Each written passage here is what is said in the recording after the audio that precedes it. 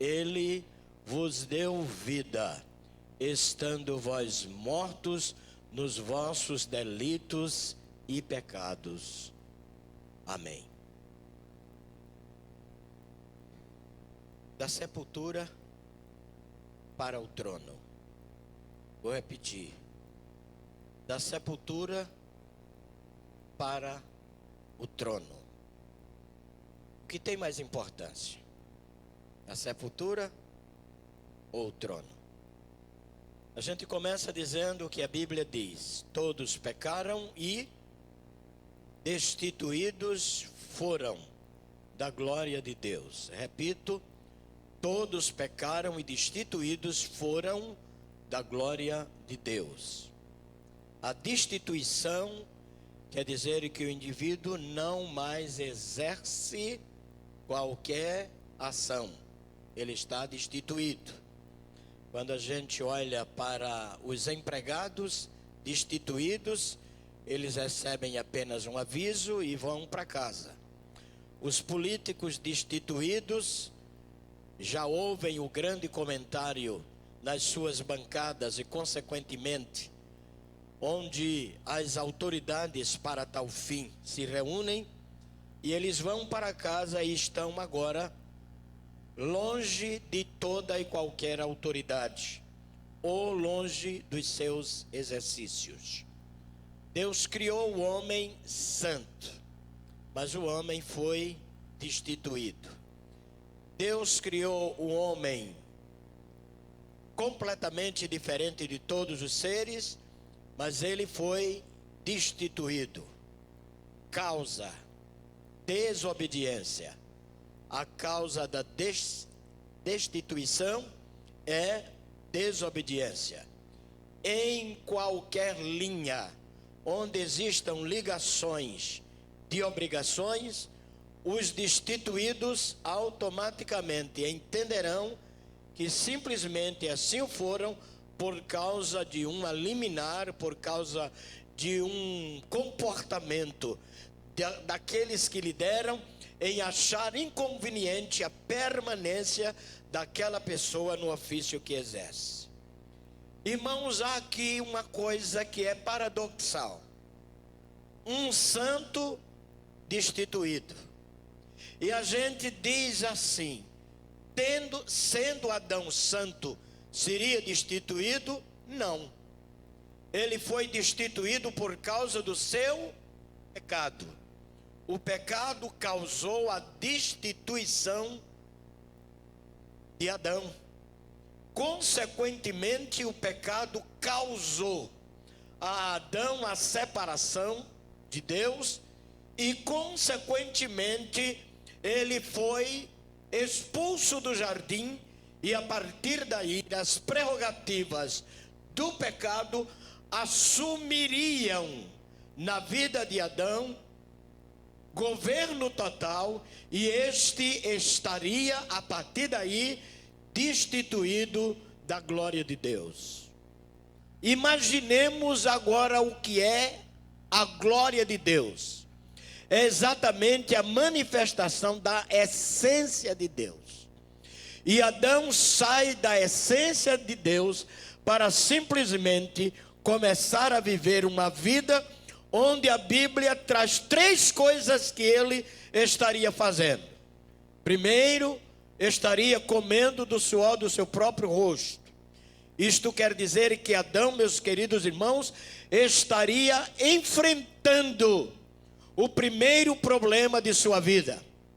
Em segundo lugar, este homem, na multiplicação da sua semente, teria o desprazer de ver acontecer na sua família elementos que com uma santidade não aconteceriam.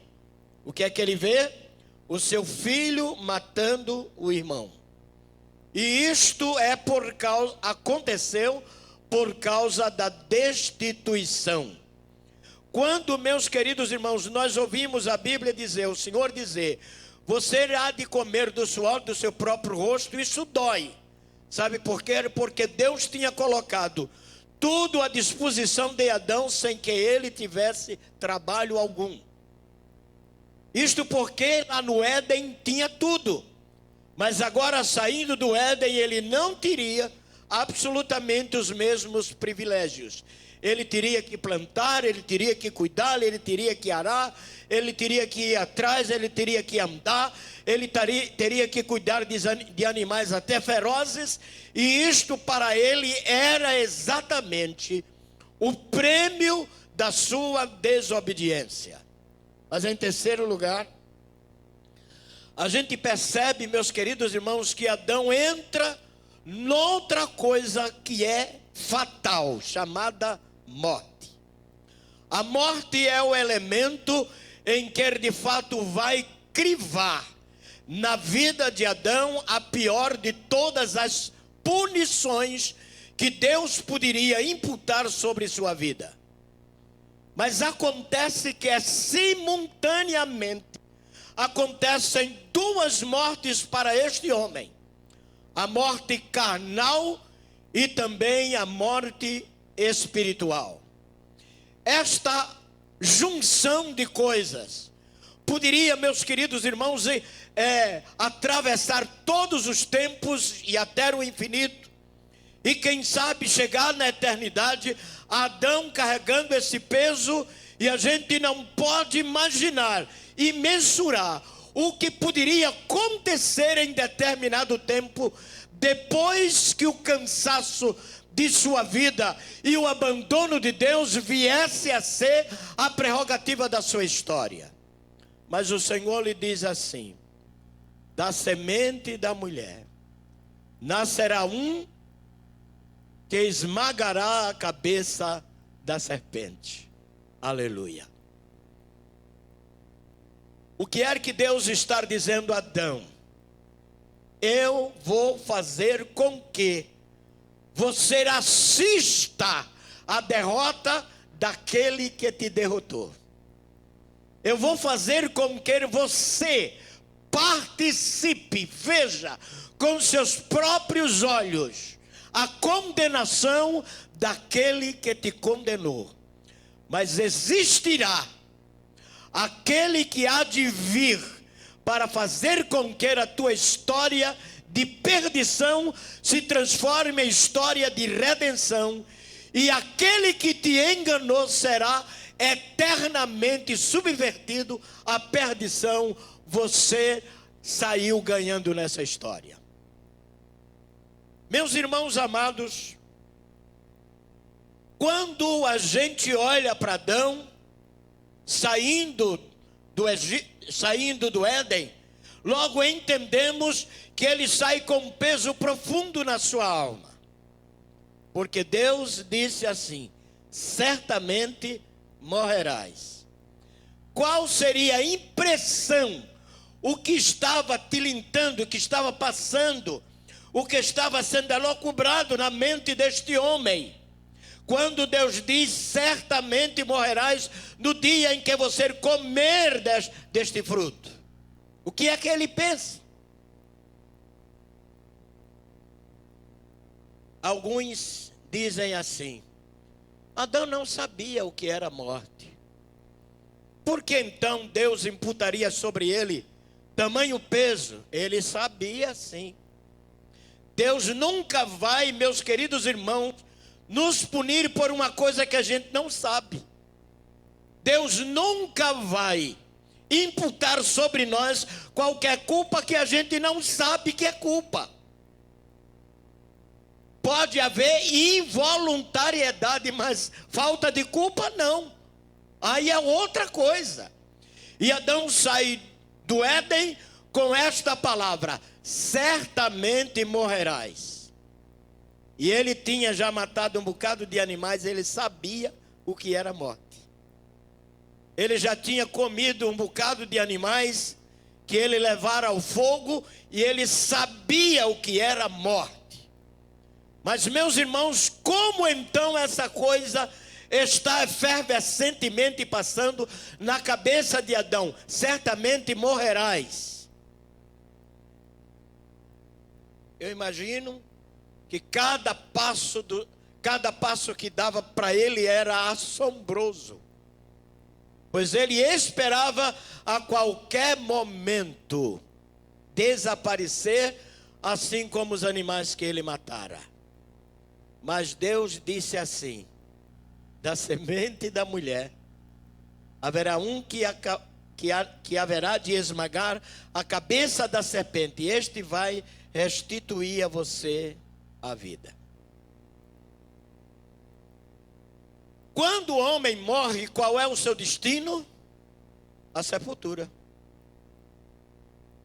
Não existe nenhum outro destino, nenhum outro endereço que a gente pense de levar o defunto. A gente leva o defunto para o cemitério, para a sepultura. Seja onde for, ele vai direto para a sepultura. Eu assisti, meus amados irmãos, o enterro de um ministro do evangelho lá na cidade de Patos, que era um inglês que foi enterrado dentro da igreja. E eu era novo ainda e fiquei pensando: meu Deus, como é que se enterra uma pessoa dentro de uma igreja? Depois de algum tempo, poucos dias depois, eu cheguei a entender porque era tradição. Aquele homem era inglês, tudo aquilo que ele trouxe para a sua igreja era costume lá da Inglaterra, e é claro que os ministros do evangelho, na sua maioria, naquela época, eram enterrados dentro das igrejas, e aquele foi também o pastor Eduardo Munti, da igreja pentecostal, que hoje é Ação Evangélica. Foi enterrado ali no púlpito da igreja na cidade de Patos. Mas é uma coisa para nossa cultura esquisita, não é?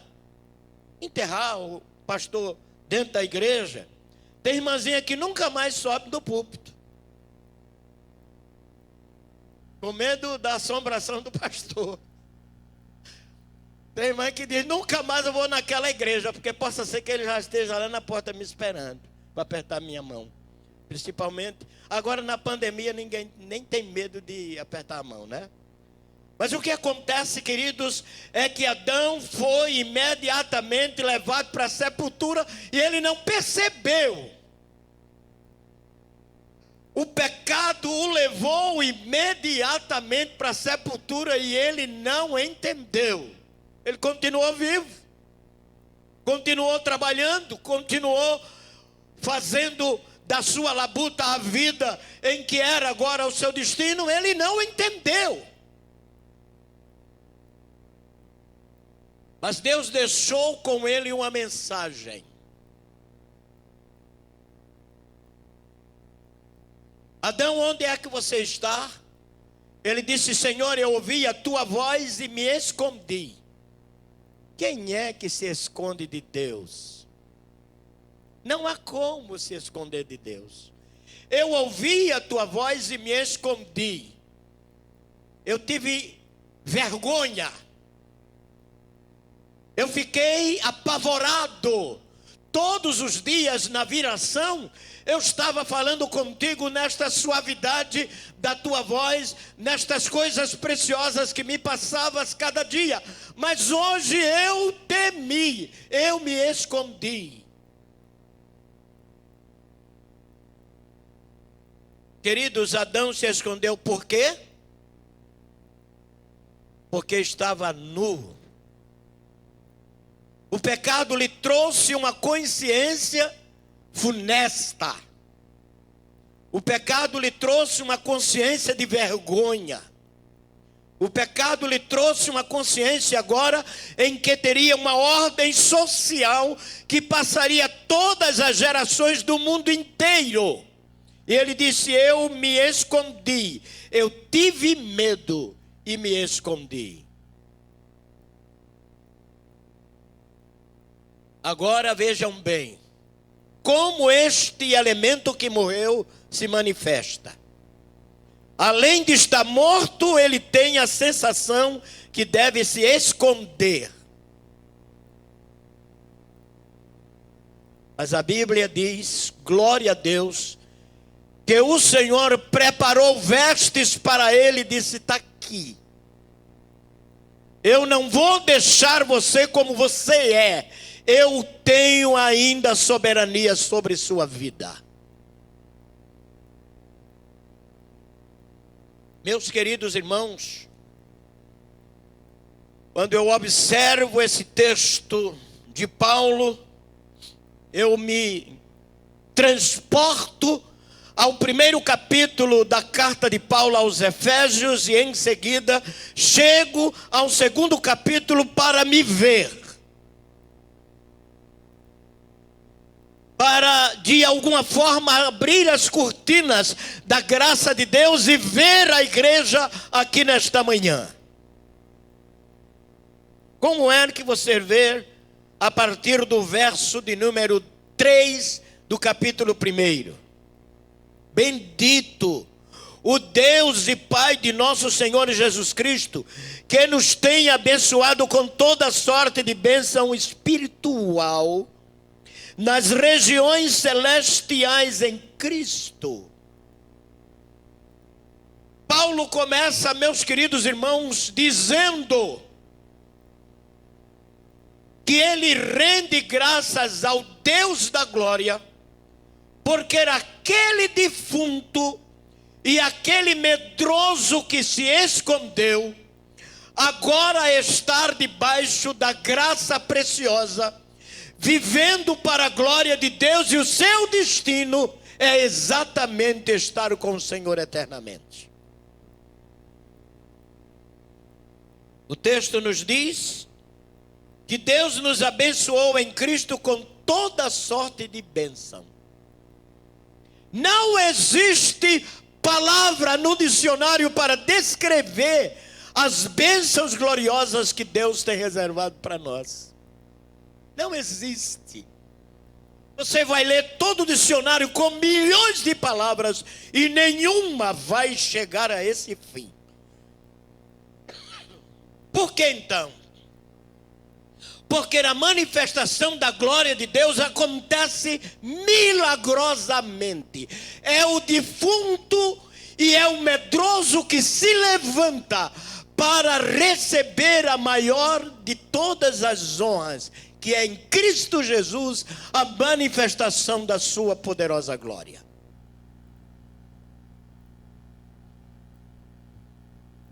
Neste capítulo, meus queridos irmãos, ele faz questão da palavra glória e graça ser repetida 2 a 3 vezes, isto fazendo a mesma menção.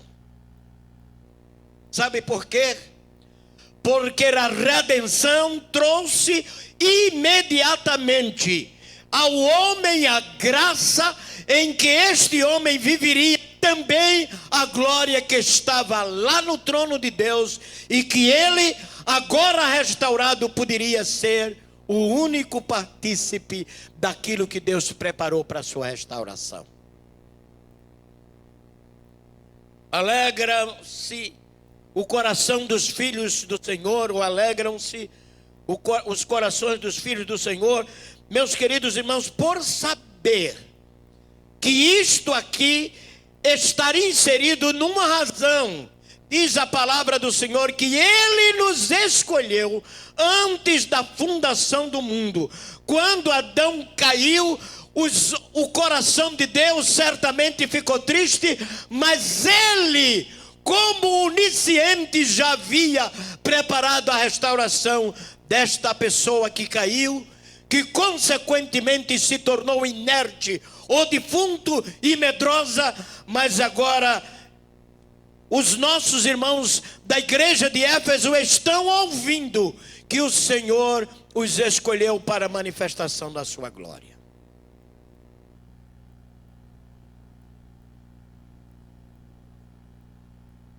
E ele diz com toda sorte de bênçãos espirituais. Imaginemos, pois, uma bênção espiritual que seria inatingível, inalcançável ao homem sem arrependimento. É impossível. Mas Deus colocou no nosso coração arrependimento. Para quê? para que a morte que nos levou à sepultura dentro de uma ordem espiritual e material já não tivesse poder sobre aqueles que lá no futuro seriam a sua igreja. Estamos aqui, meus queridos irmãos, dizendo: como Deus é misericordioso, que Ele pega Adão e restaura através do sacrifício glorioso de Jesus e determina que ele agora é herdeiro de todas as bênçãos espirituais em Cristo, porque foi por Cristo que ele foi redimido para sempre.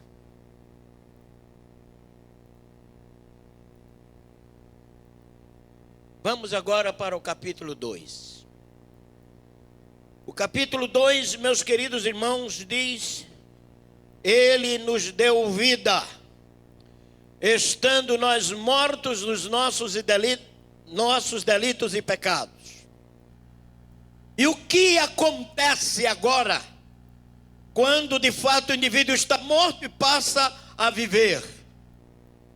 Isto se chama o milagre da graça. Me lembro que eu era pastor em Pombal, estava viajando de Pombal para Patos, e lá, entre os passageiros, uma moça contava uma história, em que nos idos de 45, e um pouco mais à frente, quando o Brasil foi atacado por febre amarela, dezenas de pessoas foram enterradas ainda estando vivas. E ela era uma dessas pessoas levada numa rede, que naquele tempo era assim. O povo saía correndo no meio da rua, o defunto dentro de uma rede, chegava lá no buraco e jogava.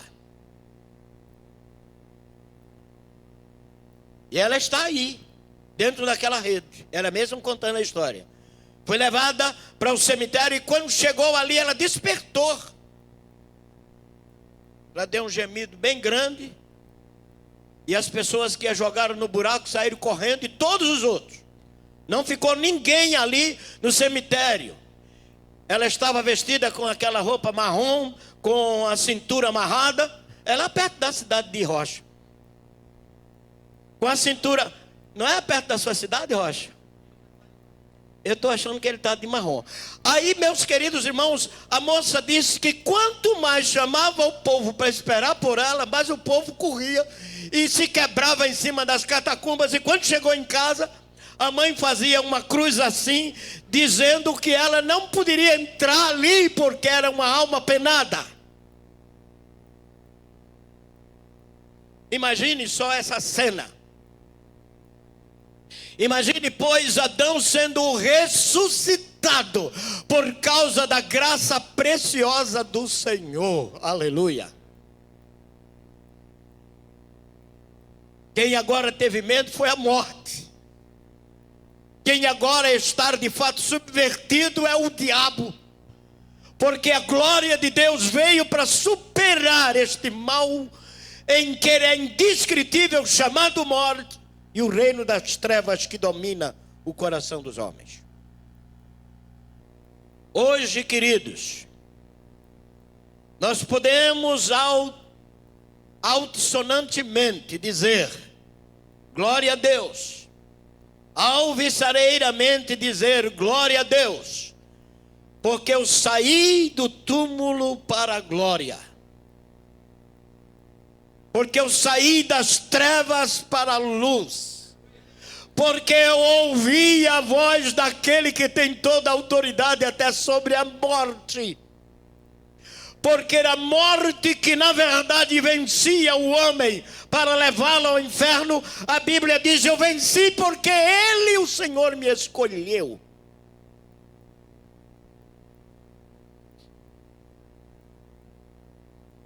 E a gente, meus queridos irmãos, louva o nome do Senhor pelo fato que a redenção nos alcançou sendo nós ainda pecadores. Quem é bonzinho aqui, levante a mão. E quem é ruinzinho, não levante a mão. Porque senão, esse filme vai escandalizar. Uma coisa é certa, meus queridos irmãos, que a morte e o inferno não têm poder sobre as nossas vidas. Uma coisa é certa, que a glória de Deus transita no coração de homens e mulheres pecadoras, quando o mundo pergunta: quem são vocês? E um dia o mundo há de entender quem somos nós. Nós somos o povo que, ao ouvir a trombeta gloriosa de Deus, nos levantaremos. Nós somos o povo que as portas dos céus já estão abertas para nós. Nós somos o povo que os anjos da glória, cada dia, estão, meus queridos irmãos, trabalhando a nosso favor.